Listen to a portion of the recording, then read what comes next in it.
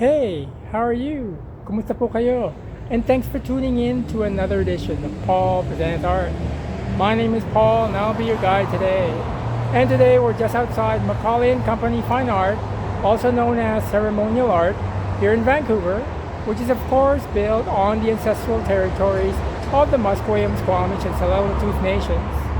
We're going to go inside the gallery momentarily to have a look at a solo exhibition of oil paintings by artist Guná Jensen. So she goes by the name of Guná, which is her First Nations Tlingit name. We're going to go inside, have a look at the show. I hope you can join me, and let's go inside. We've just entered the gallery, and as we pan the show, here's a short bio on the artist. Guná Jensen's practice intertwines ancient Tlingit designs with the historical context of oil painting, a medium deeply connected to European art history. This fusion creates a compelling irony, illuminating the complex discourse between Indigenous and non-Indigenous narratives. Guna's paintings embody the tension of navigating a paradox, of reclaiming and healing, while simultaneously addressing their relationship with a colonized world.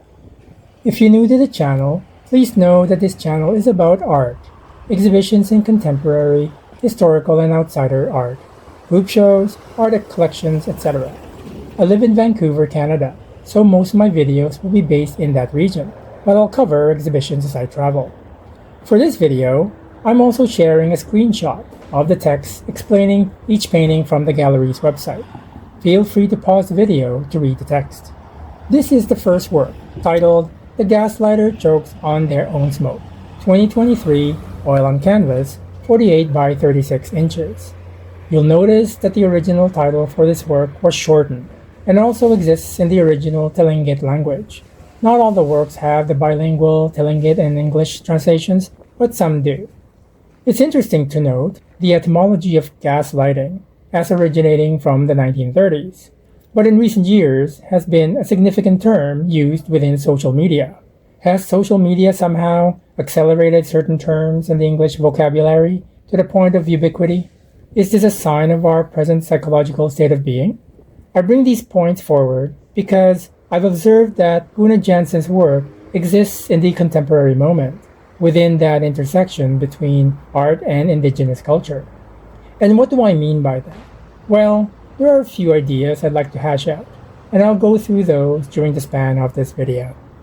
The next work is Formline Barbie Stomps the Patriarchy, 2025, oil on canvas, 72 by 60 inches. And it took me some time to appreciate this work. Of the 5 works in the show, 2 were done recently. And for me, they mark a new line of inquiry within the artist's creative oeuvre. To be honest, I've never seen the Barbie movie. I'm kind of embarrassed to see it, let alone admit to seeing it, but I'm tempted, not because of Barbie, but because I want to see more of Ryan Gosling, who plays Ken. Busted, whatever. Build a bridge and get over it. But seriously, the movie puts forward a feminist reading, where Barbie is the main character, and Ken is relegated to an affectation, even an accessory, like a car or handbag. In this painting, we see the institution behind Barbie, and in my opinion, it's also relegated to an affectation, an accessory. It's there in the background and is slowly losing its significance.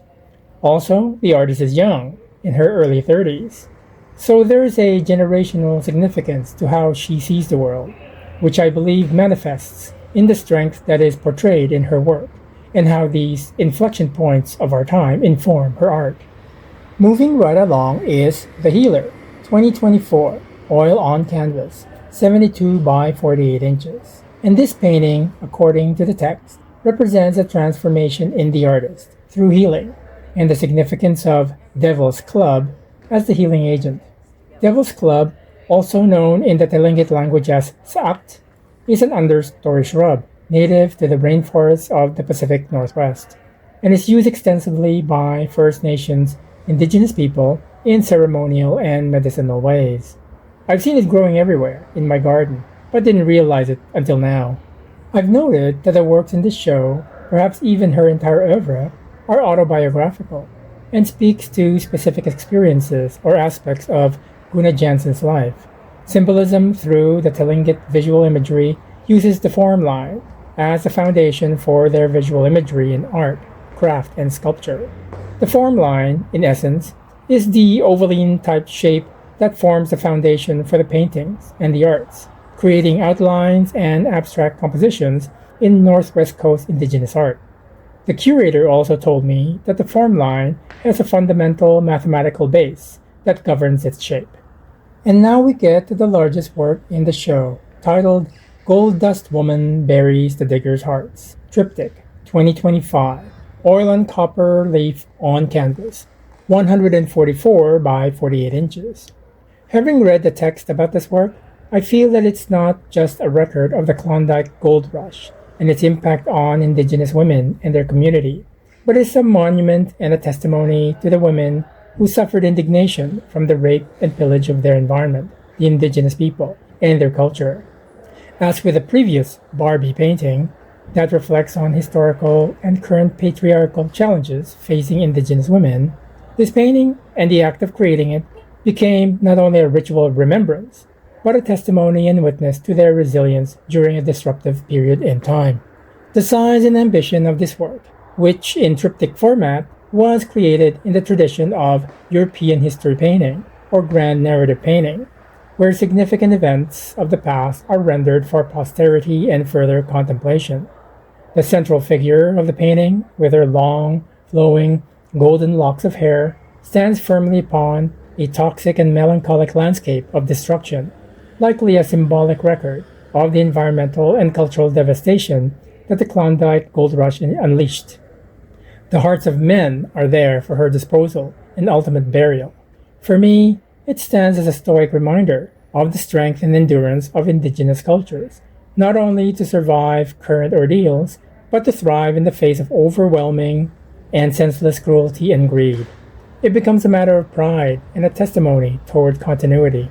And I'll continue that train of thought as we approach the last work in the show, which is titled Self-Portrait, 2019, oil on canvas, 60 by 48 inches. In the press release for the show, which you can read in the description area of this video, there was a word that I had to look up, survivance. After some research, I found a definition that was employed and adapted by White Earth Anishinaabe writer and literary theorist Gerald Vizenor, and I quote, "Survivance, in this sense, names the conjunction between resistance and survival, calling attention to the fact that not only have Indigenous peoples survived the genocidal ambitions of settler colonialism, but have continued to enliven their cultures in fluid, critical, and generative ways. The term thus resists the static overtones of survival, and instead emphasizes the ways in which Indigenous peoples have created counterposes or counterpositions to those that are marked out for them by the settler state through stereotypes, popular culture, and national mythology." End quote. In my view, the works in this show epitomizes the hopes and aspirations of survivance, of going beyond survival toward a position of defiance in defense of their right as a community to thrive and preserve their culture moving forward. It is their Jinaháa, or fate, to do so, wouldn't you say? And I think that's a good place to leave things. I hope you enjoyed this tour of Megan Guná Jensen's exhibition here at Macaulay & Company Ceremonial Art. I would also like to thank Jake Kimball, curator of the show, for his insights. If you'd like to share your thoughts, observations, questions, please do so in the comment section below. That would be really great. Click the like button and be sure to subscribe to the channel.